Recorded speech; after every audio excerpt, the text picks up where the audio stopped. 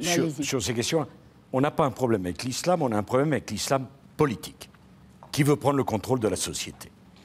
La loi sur la burqa, pardon Jean-François, ce n'est pas toi, je vous ai expliqué, ce n'est pas toi qui nous l'as imposé, et tu étais bien incapable d'imposer ni au Premier ministre, ni au Président de la République, pourtant, quoi que ce soit. Nous étions bien nombreux à l'Assemblée à la demander. Qu'aujourd'hui.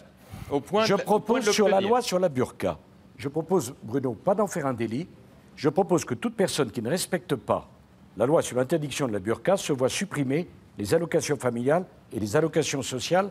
Ça sera bien plus efficace et ça interdira des ONG islamiques, politiques, de faire le travail derrière. Deuxièmement, sur le burkini, je veux ne pas laisser les mères seules avec ça.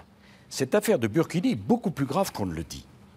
C'est une vision moyenâgeuse du corps de la femme, présentée comme diabolique, et qui doit être soustrait au regard lubrique des hommes.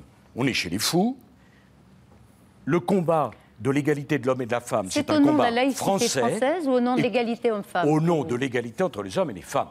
En France, la femme est l'égale de l'homme. Il a fallu attendre 1945 pour que vous votiez et le début des années 60 pour que vous ayez un compte en banque. C'est certainement pas pour qu'on tolère. Il n'y a aucune discussion à avoir. Il y a une loi de la République. Sur le territoire de la République, il n'y a pas d'horaire dans les piscines pour les femmes et d'horaire pour les hommes.